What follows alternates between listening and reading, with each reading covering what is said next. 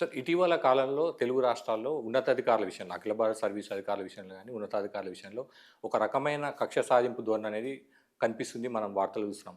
ఒక all India service officer గతంలో 30 ఏళ్ల దాకా పనిచేశారు. 30 ఏళ్ల పైగా. ఈ పరిణామాలు ఎట్లా చూస్తారు? ఎందుకు ఈ పరిస్థితులు వచ్చాయనుకుంటున్నారు? ఎవరు ఆంధ్రప్రదేశ్ అధికారుల గురించి ఎవరు మాట్లాడినా ఒక్కనే మాట్లాడినా. సో, వాళ్ళందరూ నా ఫ్రెండ్సే. పివి సునీల్ కుమార్, సీతారామాంజనేయులు, దాని తర్వాత సంజయ్ గారు. ఎన్ సంజయ్, మేమందరం కలిసి పనిచేసాం చాలా చోట్ల కూడా. అన్ఫార్చునేట్ చంద్రబాబు నాయుడు గారు ఈ విధంగా బిహేవ్ చేస్తారని నేను అనుకోలేదు. ఆయన దానివల్ల ఏ మెసేజ్ చెప్పాలనుకున్నారో ఎంటైర్ పోలీస్ యంత్రాంగాన్ని కూడా నాకు ఐడియా రావట్లేదు.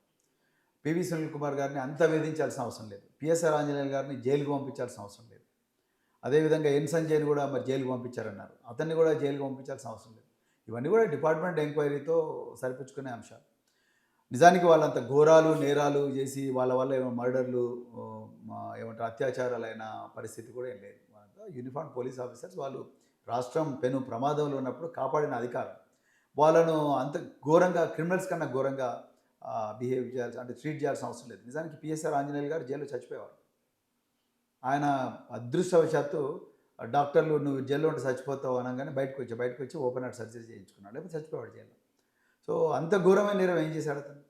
అది ఈరోజు నేను చంద్రబాబు నాయుడు గారు 16 మంది ఆఫీసర్లకు వితౌట్ పోస్టింగ్ 2-3 నెలలు పెట్టారు. పెట్టి అందరినీ కూడా ఇలాంటి రూమ్లో పెట్టి మీరు రోజు రాండి, ఇక్కడ కూర్చోండి, సంతకం పెట్టి పోండి. పొద్దున్న ఒకసారి సంతకం పెట్టాలంట, సాయంత్రం ఒకసారి సంతకం పెట్టాలంట. ఏది వాళ్ళు రిటైర్డ్ అవుతున్నా కూడా ఏపీలో కొందరికి పోస్టింగ్ ఇవ్వని పరిస్థితి. దీన్ని అంటే ఇది పొలిటికల్ వెండేట లాగా చూస్తారా? లేకపోతే పొలిటికల్ వెండేటానే.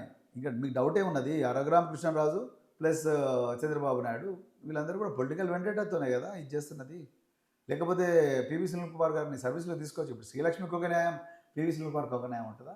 శ్రీలక్ష్మి గారిని ఏమో స్పెషల్ చీఫ్ సెక్రటరీ చేశారు. మరి పివి సునీల్ కుమార్ను ఎందుకు ఆయన సస్పెన్షన్లో ఉంచే రిటైర్ చేయించి, నువ్వు రిటైర్ అయిన తర్వాత కూడా నీ మీద ఈ విచారణ కొనసాగుతుంది అన్నారు. ఏమో ఆయన మీద అంత కోపం? ఆయన ఎస్సీ అని కోపమా మీకు? లేకపోతే ఆయన వెనక ఎవరు లేరని కోపమా? నాకు అర్థం కాలేదు. మరి శ్రీలక్ష్మికి ఉన్నదేంది, పివి సునీల్కి లేనిదేంది? ఆమె చేయిందేంది, ఈయన చేసిందేంది? దీని మీద అంటే సభ్య సమాజం ప్రశ్నలు అడగాలి. ఎందుకు సార్? అంటే ఆఫీసర్స్ కూడా ఎందుకు మాట్లాడలేదు? మీరంటే ఇక్కడ నుంచి మాట్లాడుతున్నారు, రెగ్యులర్గా ఈ అంశాన్ని ఫోకస్ చేస్తున్నారు, పైకి రేజ్ చేస్తున్నారు. మీ అంటే ఆఫీసర్స్ కమ్యూనిటీ నుంచి సర్వీస్లో ఉన్న వాళ్ళు, సర్వీస్ బయట ఉన్న వాళ్ళు కూడా ఎందుకు టు సమ్ ఎక్స్టెంట్ మాట్లాడాలి. ఎక్కడ లోపం ఉంది అనుకుంటున్నారు? లోపం ఉంది. అసోసియేషన్స్ ఇవన్నీ కూడా నిమ్మకు నీరెత్తినట్టుగా ఉన్నాయి. వెన్నెముకలేని అసోసియేట్స్ ఇవన్నీ కూడా. వాళ్ళు ఏదో సర్వీస్లో ఉన్నప్పుడు డీజీ గారి కన్సర్న్లో బతకాలని చూస్తారు. కొన్నిసార్లు మంచి పోస్టింగ్ రావాలని చూస్తారు. అంతే తప్ప ఈ పోస్టింగ్ల చుట్టూ తిరిగే కల్చర్ ఉన్నంతకాలం ఇలాంటి పివి సునీల్ కుమార్లు, ఆంజనేయులు, ఈ విశాల్ గున్ని, దాని తర్వాత మీరు ఎన్ సంజయ్లు ఇలాంటి వాళ్ళకి ఇబ్బంది అయితేనే ఉంటుంది. మనం రవీంద్ర గారు ప్రభుత్వం ఏం చెప్తే అది చేస్తారు ఆఫీసర్లు. ప్రభుత్వం సాధ్యమైన వరకు లీగల్గా చేయడానికి ప్రయత్నం చేస్తారు. ఒకవేళ ఇల్లీగల్గా చేస్తే నువ్వు డిపార్ట్మెంటల్ ఎంక్వైరీ పెట్టు. వాళ్ళు నేరాలు చేసే స్థాయికి ఏ ఆఫీసర్లు కూడా పోరు. మీరు ఆదేశాలు ఇవ్వకండి. ఆ రోజు ప్రభుత్వం నక్సలైట్లకు వ్యతిరేకంగా పోరాడమన్నది, అందరూ పోరాడారు. లేదు మీరు పోరాడద్దు, చర్చలు అన్నారు, అందరూ నోరు మూసుకున్నారు. చెన్నారెడ్డి గారు వచ్చారు 91లో, చర్చలు అన్నారు. చర్చలకు ఏమీ లేదు, ఒక తుపాకి ఒక తూటా వెళ్ళలేదు. రాజశేఖర రెడ్డి గారు వచ్చారు 2004లో, చర్చలు అన్నారు, ఒక్క తూటా వెళ్ళలేదు. లేదు చర్చలు వద్దు, వీళ్ళు మాట వింటలేరు, దీనివల్ల గ్రామీణ ప్రాంతాలు విపరీతంగా అరాచకం పెట్టలేకపోతున్నదంటే 2006 సంవత్సరం నుంచి మళ్ళీ కోమింగ్ స్టార్ట్ అయింది. ఆఫీసర్లకు ప్రభుత్వాలు ఏం చెప్తే చెప్తారు. We go by government policy. We are not the rulers, right?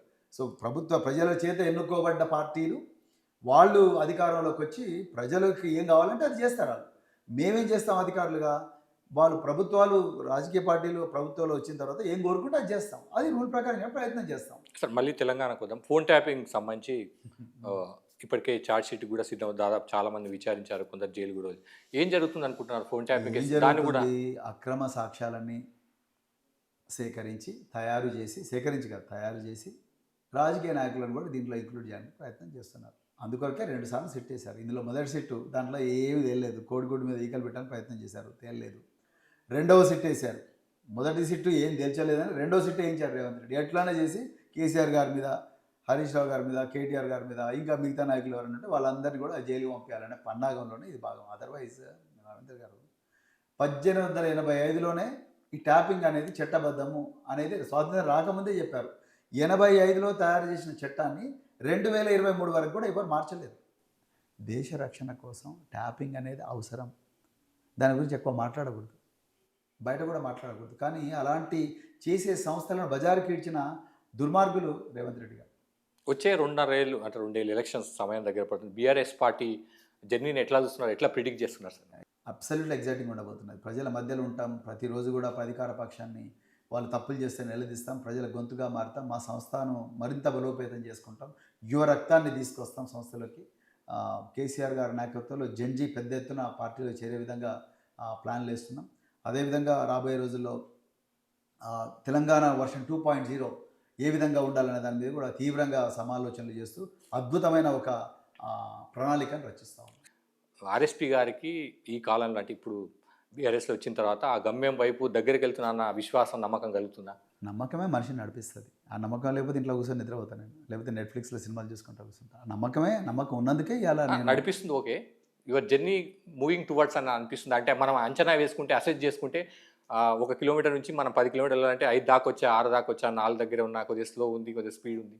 నాకున్న పరిస్థితుల మేరకు, నాకుండే అవగాహన మేరకు, నాకుండే ప్రత్యేకమైన పరిస్థితుల మేరకు నేను రాజకీయాల్లో ఇప్పటివరకు చాలా సాధించిన నేను అనుకుంటున్నాను. నేను ఎమ్మెల్యే కాకపోయిండొచ్చు, ఎంపీ కాకపోయిండొచ్చు, కానీ రాజకీయాల్లో అణచివేయబడ్డ వర్గాల గొంతుకగా వాళ్ళ సమస్యలు లేవనెత్తడంలో నేను చాలా వరకు కూడా సక్సెస్ఫుల్ అయినా నేను అనుకుంటున్నాను.